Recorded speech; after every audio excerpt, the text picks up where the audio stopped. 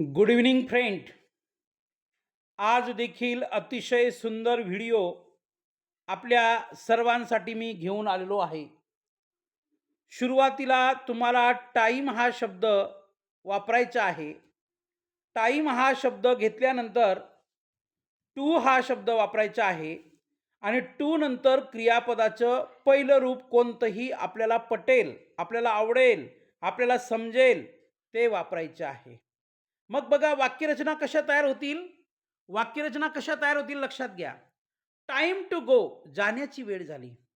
मी काय म्हटलं, पहिलं टाईम घ्यायचं आहे, त्याच्यानंतर टू घ्यायचं आहे, त्याच्यानंतर क्रियापदाचं पहिलं रूप घ्यायचं आहे. आता गो हे क्रियापदाचं पहिलं रूप आहे, म्हणून टाईम टू गो, जाण्याची वेळ झाली. टाईम टू ईट, जेवण्याची वेळ झाली.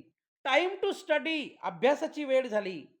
त्याच्यानंतर पुढचं वाक्य आहे, टाइम टू स्पीक, बोलण्याची वेळ झाली. टाइम टू लर्न, शिकण्याची वेळ झाली. टाइम टू प्ले, खेळण्याची वेळ झाली. टाइम टू स्टार्ट, सुरू करण्याची वेळ झाली. टाइम टू स्टॉप, थांबण्याची वेळ झाली. टाइम टू स्लीप, झोपण्याची वेळ झाली. टाइम टू वेकअप, उठण्याची वेळ झाली. तर या सुरुवातीच्या 10ही वाक्यांमध्ये सुरुवातीला टाइम हा शब्द आलेला आहे, त्याच्यानंतर टू आलेला आहे आणि टू नंतर क्रियापदाची पहिली रूप आलेली सगळी. राईट. अजून आपल्याला जास्तीचा सराव करता यावा त्यासाठी माझ्याकडे अजून काही वाक्य आहेत बघा. टाइम टू रीड, वाचण्याची वेळ झाली. टाइम टू राईट, लिहिण्याची वेळ झाली. टाइम टू चेंज, बदलण्याची वेळ झाली. टाइम टू विन, जिंकण्याची वेळ झाली. टाइम टू हेल्प, मदत करण्याची वेळ झाली. टाइम टू वर्क, काम करण्याची वेळ झाली. टाइम टू रेस्ट, आराम करण्याची वेळ झाली. टाइम टू थिंक, विचार करण्याची वेळ झाली. टाइम टू पे, पैसे देण्याची वेळ झाली. टाइम टू कॉल, फोन करण्याची वेळ झाली. विद्यार्थी मित्रो, तुम्ही असे हजारो वाक्य बनवू शकतात. टाइम टू डान्स, नाचण्याची वेळ झाली. टाइम टू ड्रिंक वॉटर, पाणी पिण्याची वेळ झाली.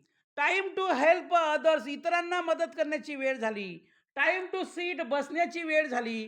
टाइम टू सेलिब्रेट बर्थडे, वाढदिवस साजरा करण्याची वेळ झाली. अशी अनेक वाक्य तुम्ही बनवू शकतात.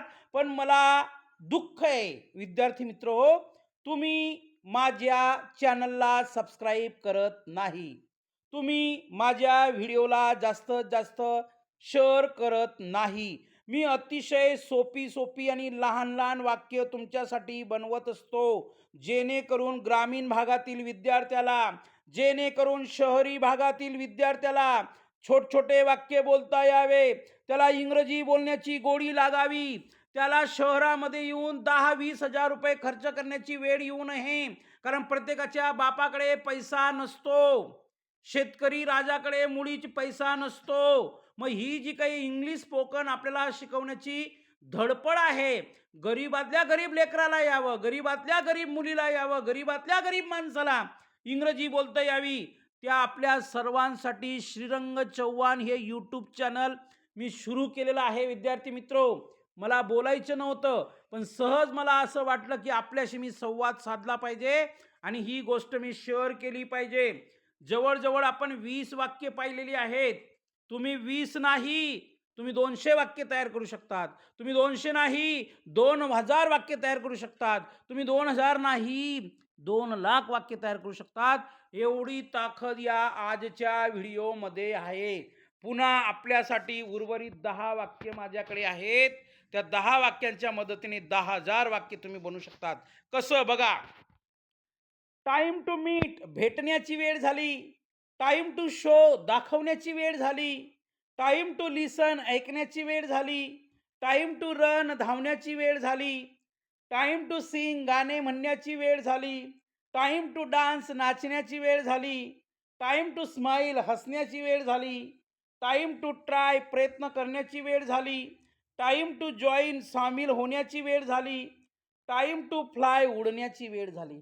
तुम्ही असं पण म्हणू शकता, टाइम टू गो, जाण्याची वेळ झाली. टाइम टू कम, येण्याची वेळ झाली. टाइम टू ईट, खाण्याची वेळ झाली. टाइम टू स्टडी, अभ्यासाची वेळ झाली. टाइम टू स्लीप, झोपण्याची वेळ झाली. Time to go to school, शाळेत जाण्याची वेळ झाली.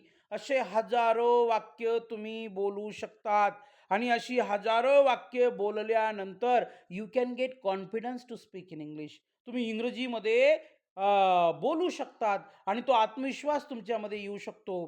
तुम्हाला या जगात गणित कुणीही शिकवेल, तुम्हाला या जगात विज्ञान कुणीही शिकवेल, तुम्हाला या जगात मराठी कुणीही शिकवेल, पण तुम्हाला या जगात फक्त मोजकी लोक इंग्रजी शिकू शकतात. कारण की English is not our mother tongue. इंग्रजी आपली मातृभाषा नाहीये. Hello, English is not our mother tongue. English is not our father tongue. English is other tongue. इतरांची भाषा आहे ती. आपली मातृभाषा नाही, आपली पितृभाषा नाही. पण आजच्या काळामध्ये एआयच्या जमान्यामध्ये, टेक्नॉलॉजीच्या जमान्यामध्ये, सायन्सच्या युगामध्ये, सोशल मीडियाच्या जमान्यामध्ये इंग्रजीशिवाय गत्यंतर नाही.